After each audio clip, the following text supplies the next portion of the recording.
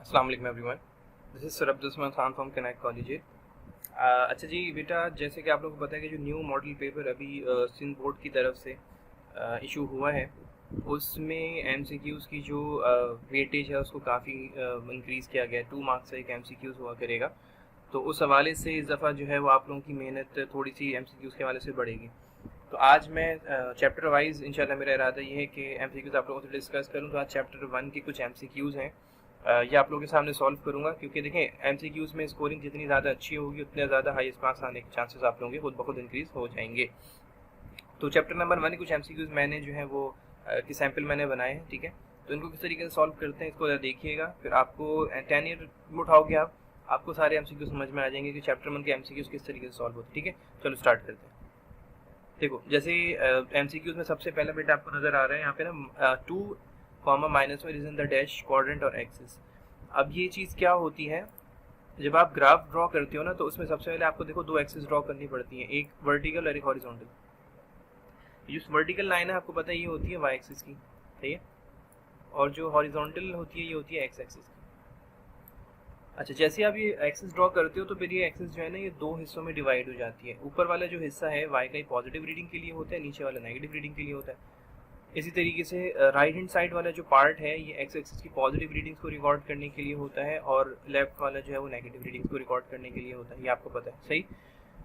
मैं आपको जो बताना चाह रहा हूँ उधर समझिएगा। जब आप ग्राफ प्लॉट करते हो तो कभी यहाँ पे बनता है, कभी इस जगह बनता है, कभी यहाँ बनता है, सही। तो ये जो आपके सामने पेज के 4 हिस्से हुए हैं ना, इस एक हिस्सा ये वाला ये क्वाड्रेंट कहलाता है। तो इसकी जो सीक्वेंस है कि इसको आप नंबरिंग कैसे दोगे, तो उसका एक तरीका सांस याद करने के लिए कि आपको एंटी क्लॉकवाइज डायरेक्शन में मूव करना होता है, ठीक है। एंटी क्लॉकवाइज यानी कि सब काउंटर क्लॉक भी कहते हैं, उल्टी घड़ी चला रहा है। अब जैसे ये है, ये सबसे पहला क्वाड्रेंट है तो ये फर्स्ट क्वाड्रेंट कहलाता है, सही है। उसके बाद ये आएगा एंटी क्लॉकवाइज के हिसाब से, तो this one is the second quadrant. उसके बाद ये आएगा तो this one is the third quadrant, and finally this one is the fourth quadrant, right.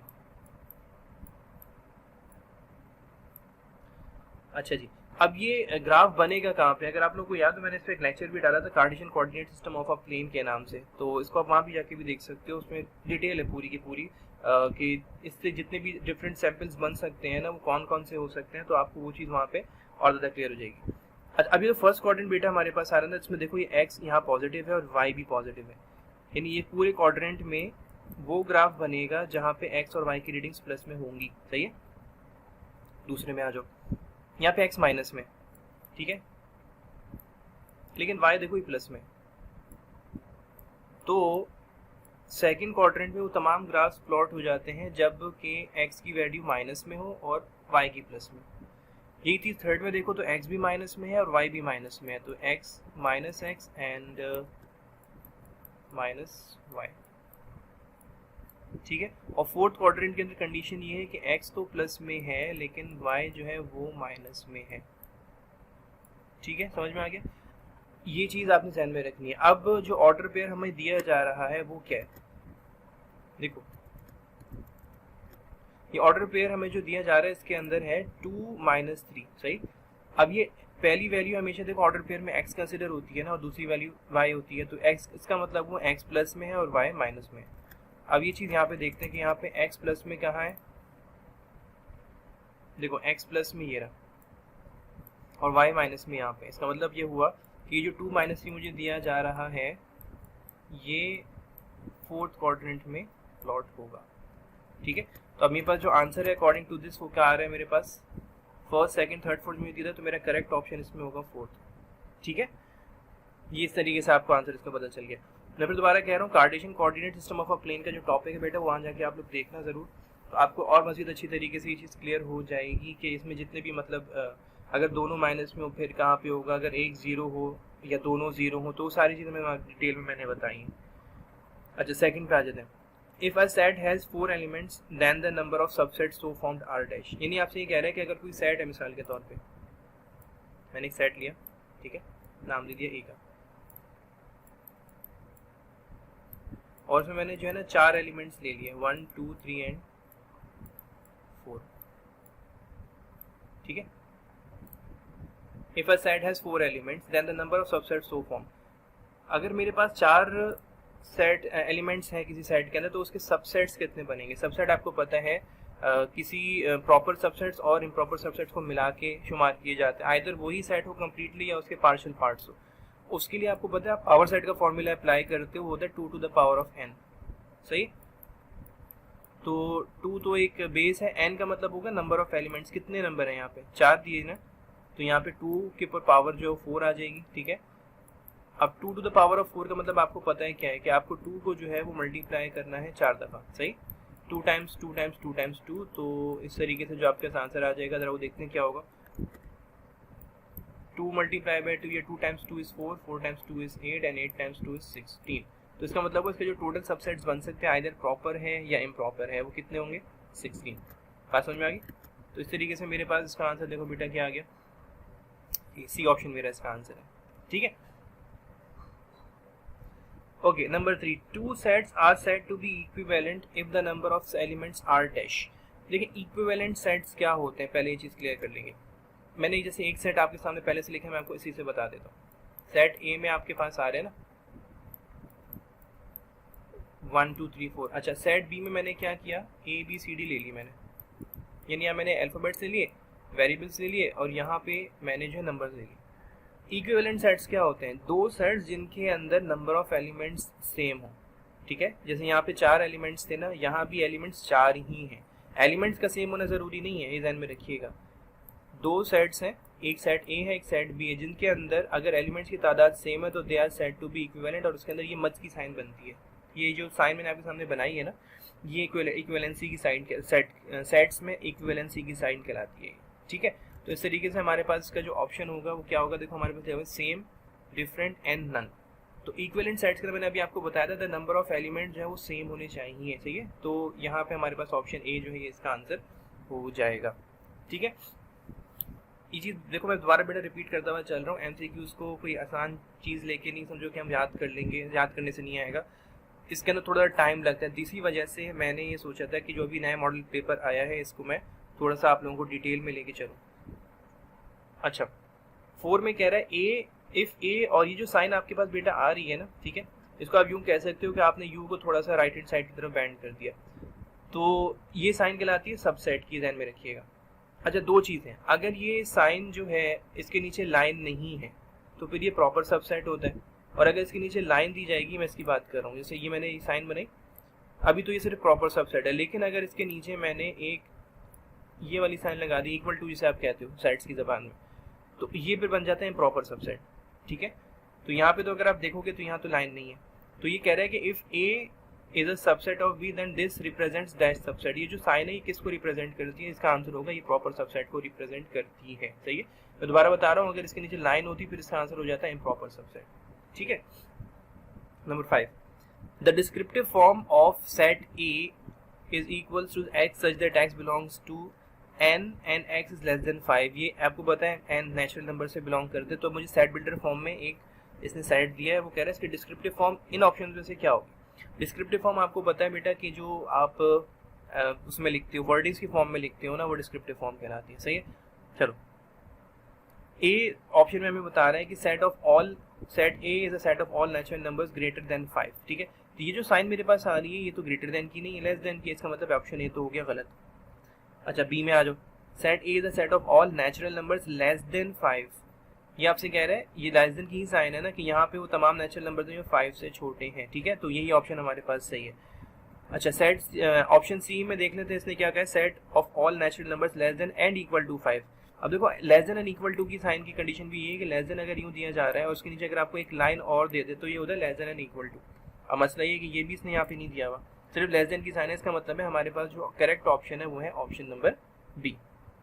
बात समझ में आ रही है। अब देखो 2 नंबर का अगर एक एमसीक्यूज है ना, तो 5 का मतलब हो गया 10 मार्क्स आपने ऐसे ही सिक्योर कर लिए। ठीक है, तो एमसीक्यू समझ के करने की चीज़ है। नंबर 6 पे आ जाते हैं। देखो यहाँ पे कह रहा है A is a set of all whole numbers between 10 and 11।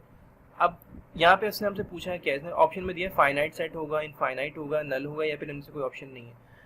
Whole numbers कौन से होते हैं, दैट स्टार्ट्स फ्रॉम 0 और फिर वो सीक्वेंशियली चलते हैं विदाउट एनी गैप। ठीक है, आप लोगों को पता है सेट्स के चैप्टर में। लेकिन वो आपसे कह रहा है कि आपने वो होल नंबर्स लिखने हैं जो 10 और 11 के बीच में हो। अब आप खुद सोचो 10 11 के बीच में तो सिर्फ फ्रैक्शंस ही आ सकते हैं, आइदर वो टर्मिनेटिंग हो या नॉन टर्मिनेटिंग हो, कोई होल नंबर तो इसमें नहीं आ सकता ना। इसका मतलब क्या होगा, क्या वो फाइनाइट सेट होगा? नहीं होगा बिल्कुल। जब आपको सोचो 10 और 11 के बीच में कोई नंबर ही नहीं है ना, फाइनाइट कैसे होगा? फाइनाइट का मतलब तो होता है ऐसा सेट जिसके अंदर एलिमेंट्स की तादाद आप काउंट कर सकते हो, सही है। तो काउंट कैसे करेंगे जब एलिमेंट ही नहीं है? इनफाइनाइट तो हो ही नहीं सकता, लामहदूद कैसे होगा? नल सेट होगा ऑब्वियसली। है नल सेट का मतलब क्या होता है? ऐसा सेट है जिसके अंदर एलिमेंट गिवन नहीं है। बात समझ में आ रही है? इस तरीके के एमसीक्यूज भी आपको दे सकता है। Number 7, Cartesian product of two sets is written as. देखो कार्टेशियन प्रोडक्ट क्या, लेट्स से अगर मैं आपसे कहता हूँ कि दो सेट्स हैं, उनका आपने यूनियन करना है, सही है। लेट्स से सेट ए और सेट बी है, तो आप सेट ए और सेट बी जो है इसके बिटवीन में जो साइन आप लगाओगे वो होती है ये यू की साइन होती है, सब यूनियन की साइन कहते हो, सही। अच्छा, अगर मैं आपसे इंटरसेक्शन कहूँ तो फिर आप क्या करोगे? ए और बी के बीच में जो है वो आप कौन सी साइन प्लेस करोगे? इंटरसेक्शन की साइन वो ये होती है। इसी तरीके से उसने यहाँ पे आपसे कहा है कि जो कार्टेशियन प्रोडक्ट होता है, ठीक है, जो आप पेयर्स बनाते हो, ठीक है, ऑर्डर पेयर जो आप बनाते हो, उसको किस तरीके से लिखा जाता है? तो उसका आंसर सीधा सा क्या होगा? दो सेट्स हैं ए एंड बी, ठीक है, वो लिखे जाएंगे और उनके बीच में फिर आप जो है वो ये क्रॉस की साइन लगा दोगे। ये कार्टेशियन प्रोडक्ट को रिप्रेजेंट कर रही होती है कि आपने दो सेट्स के ऑर्डर पेयर्स यहाँ पे बनाए, सही है। तो हमारे पास यहाँ पे ऑप्शन ए यूनियन बी नहीं हो सकता, इंटरसेक्शन भी नहीं हो सकता, इसका ऑप्शन हमारे पास करेक्ट होगा ए क्रॉस बी, ठीक है जी। ओके, 8 में आपसे कह रहा है कि if A is equal to A B C D and B is equal to A B C then B is a or an dash subset of A. देखो मैंने अभी आपको पीछे बताया था ना, दो सबसेट की आपके पास कैटेगरीज होती है, या तो प्रॉपर होगा या इम्प्रॉपर होगा, सही है। अगर ए में 4 एलिमेंट्स है और बी में 3 है, तो बी जो है वो सेट ए का कौन सा सबसेट कहलाएगा? प्रॉपर कहलाएगा या इम्प्रॉपर? देखो प्रॉपर सबसेट बेटा वो होता है, मैंने आपके जैसे अभी आपको बताया था कि उसका कोई हिस्सा ऐसे ये है, सेट ए 1 2 3 4 है। अब इसके अंदर में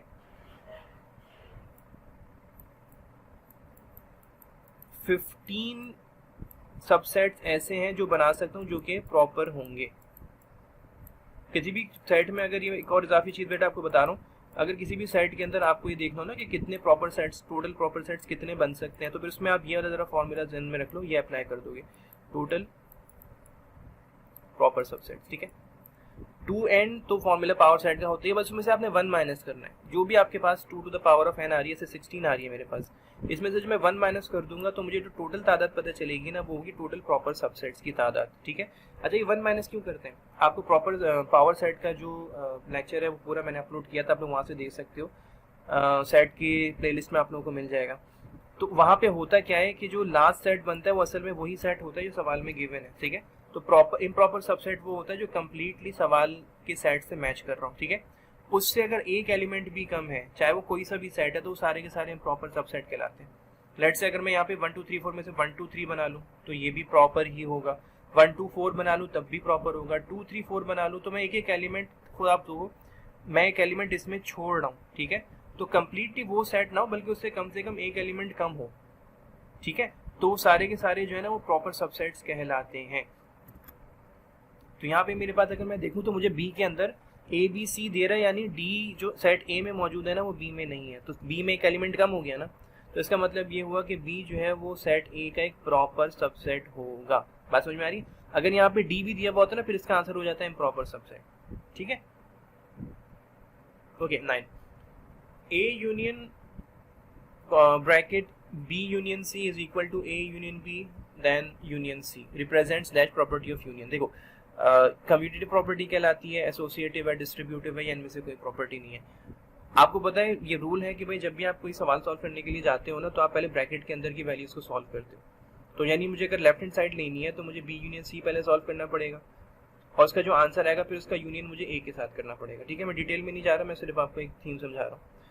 फिर राइट हैंड साइड पे आप ब्रैकेट के अंदर ए यूनियन बी है, तो पहले आप ए यूनियन बी सॉल्व करोगे, फिर इसका जो आंसर आएगा उसका आप यूनियन सी के साथ कर दोगे।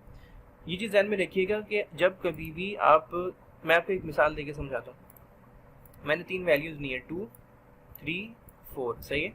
यहाँ भी ले ली 2 3 एंड 4, लेकिन इनकी मैं एडिशन का जो ऑर्डर है ज़रा वो चेंज करता हूँ। पहले मैंने 3 और 4 पे ब्रैकेट लगाया, और फिर मैंने यहाँ पे अब 2 और 3 पे ब्रैकेट लगा दिया। अच्छा, अगर लेट से मैं इन सबको ऐड करूं, तो आंसर क्या आएगा, इसको देखें। यहाँ मुझे पहले ये ऐड करना है ना, 2 + 3 + 4 हो गया 7, और 7 में मुझे 2 प्लस जो फर्दर करना है तो ये 9 हो जाएगा। सही है, अब नीचे आ जाए। यहाँ मुझे पहले 2 + 3 करना पड़ेगा, तो 2 + 3 तो बेटा हो जाएंगे 5, और बाद में जो 4 मुझे ऐड करना है तो 5 + 4 फिर से 9 हो जाएंगे। बात समझ में आ रही है? इससे मुझे क्या पता चला कि अगर कभी भी मैं 3 वैल्यूज लेता हूँ और उन्हें मैं ऐड करवाता हूँ और उनके ऑर्डर्स चेंज कर दूँ, फिर दोबारा ऐड करवाऊँ, यहाँ देखें ऑर्डर कुछ और है एडिशन का, यहाँ पे ऑर्डर कुछ और है एडिशन का, लेकिन उसके बावजूद ऑर्डर चेंज करने से मेरा आंसर डिफरेंट नहीं आ रहा। तो ऐसी जो प्रॉपर्टी होती है ना जिसमें 3 वैल्यूज इन्वॉल्व हो जाती हैं, ठीक है, और उनके आंसर पे कोई फर्क नहीं पड़ रहा होता, तो ये प्रॉपर्टी कहलाती है एसोसिएटिव प्रॉपर्टी।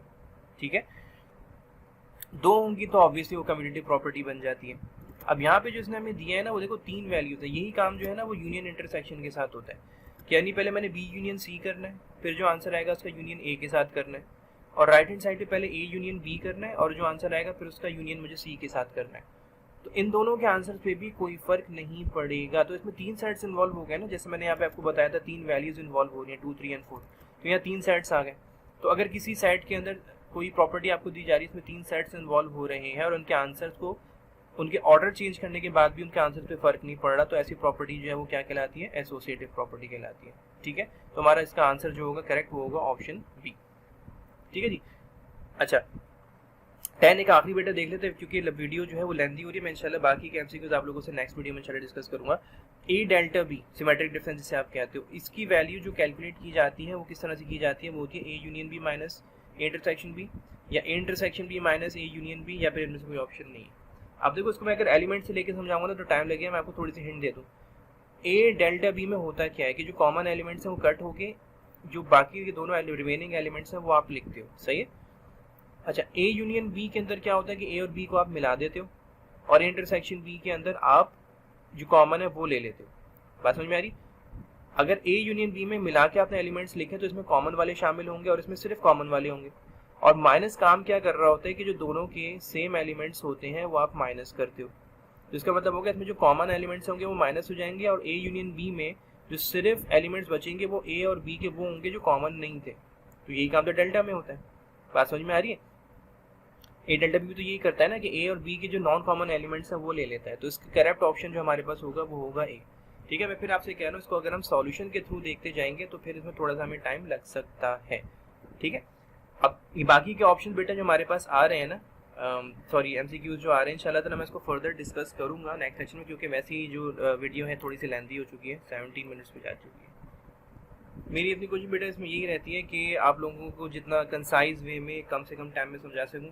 तो अभी वैसे ही वीडियो बहुत लेंथी हो चुकी है, तो इंशाल्लाह मुझे नेक्स्ट वीडियो में इसके बाकी जो एमसीक्यूज आप लोगों से डिस्कस करूंगा। ठीक है, तो स्टे कनेक्टेड। आप लोगों के साथ इंशाल्लाह बहुत सारे एमसीक्यूज चैप्टर्स के शेयर करने हैं, इसको अच्छी तरीके से प्रैक्टिस करो तो इंशाल्लाह ताला आप लोगों के हाईएस्ट मार्क्स और मैक्सिमम मार्क्स आने के चांसेस खुद ब खुद इंक्रीज हो जाएंगे। ठीक है, तो इंशाल्लाह ताला नेक्स्ट वीडियो में आप लोगों से मुलाकात करता हूँ। Thank you so much for watching, take care and अल्लाह हाफिज़।